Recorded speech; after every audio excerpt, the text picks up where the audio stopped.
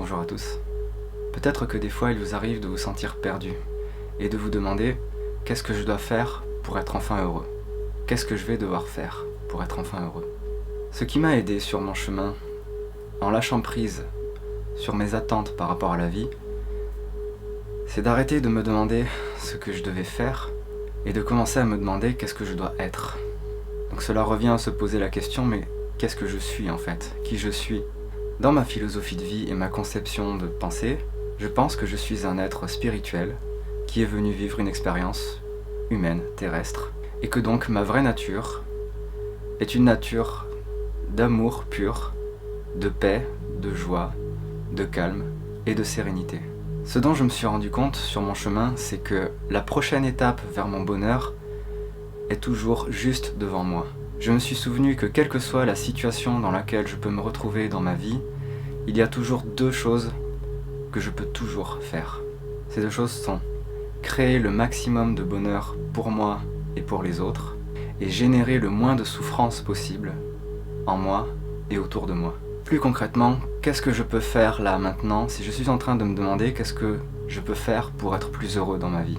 La première chose que je peux faire, c'est de m'occuper de moi, de commencer à prendre soin de moi, de prendre du temps pour m'occuper de moi, pour prendre soin de moi, et essayer, sans m'en demander trop, de devenir une meilleure version de moi-même, de devenir la meilleure version de moi-même dont je suis capable à l'heure actuelle. Donc concrètement, je peux prendre le temps de cultiver mon amour pour moi, de travailler la confiance en moi, de prendre soin de mon apparence physique, de mon corps physique, de ma forme et de ma santé, de mon environnement de vie, en profitant de tout ce qui va pouvoir m'aider à atteindre ces objectifs en termes de développement personnel, de développement spirituel, que ce soit grâce à des livres, à des vidéos sur internet, ou tout simplement des personnes qui vont être inspirantes pour moi, et m'aider à aller de l'avant. Et la deuxième chose que je peux toujours faire, c'est être dans l'instant présent, c'est-à-dire être vraiment là où je suis maintenant, et essayer de profiter de tout ce que j'ai déjà dans ma vie. Que ce soit en termes d'alimentation pour me sentir mieux, que ce soit en termes d'objets matériels pour me divertir ou cultiver mes passions, que ce soit en termes d'activités qui me plaisent, tout simplement, des choses que j'aime faire. Et l'intérêt de faire ces deux choses, m'occuper de moi et profiter de l'instant présent, c'est que cela va cultiver en moi le sentiment d'amour et de gratitude. Ces deux sentiments qui sont la base de la loi de l'attraction, qui est une des lois les plus puissantes de l'univers, et qui dit que je n'attire pas dans ma vie des personnes, situations, objets ou événements qui correspondent à ce que je veux, mais qui correspondent à comment je me sens, puisque la puissance des émotions est en fait une force d'attraction électromagnétique. Et d'ailleurs, on sait très bien qu'en tant qu'être humain, nous sommes générateurs d'un champ électromagnétique autour de nous, qui prend son centre en notre cœur, au niveau du chakra du cœur. Et que l'on sait également que le champ magnétique qui est généré lorsque l'on ressent une émotion est au moins 100 fois plus puissant que le champ électromagnétique qui est généré lorsque l'on pense à quelque chose. Donc ce que j'ai compris, c'est que si je veux être plus heureux, je dois arrêter de chercher les réponses à l'extérieur, puisque mon champ d'expérimentation, c'est-à-dire ma vie, ce qui m'apparaît comme étant le monde extérieur, est toujours le reflet de mon état émotionnel, vibratoire, intérieur. L'expérience de la vie sur Terre est une expérience de réflexion. L'univers agit comme un miroir pour refléter en permanence la façon dont on se sent intérieurement.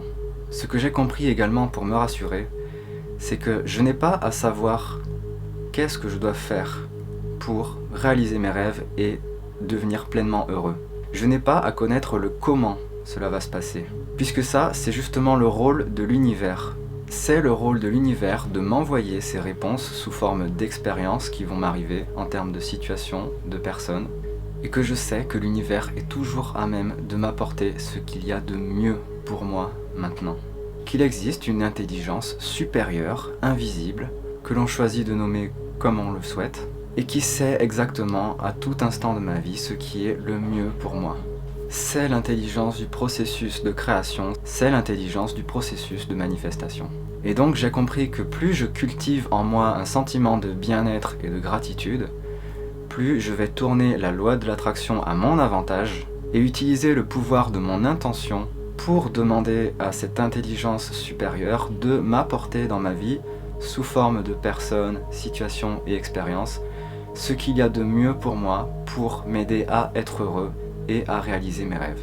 Et je sais que pour cela, il faut absolument que je me situe dans un espace d'harmonie, puisque la nature de l'univers est une nature harmonieuse, et que donc l'univers ne peut répondre à ma demande que lorsque l'harmonie règne en moi. Bonne journée à vous.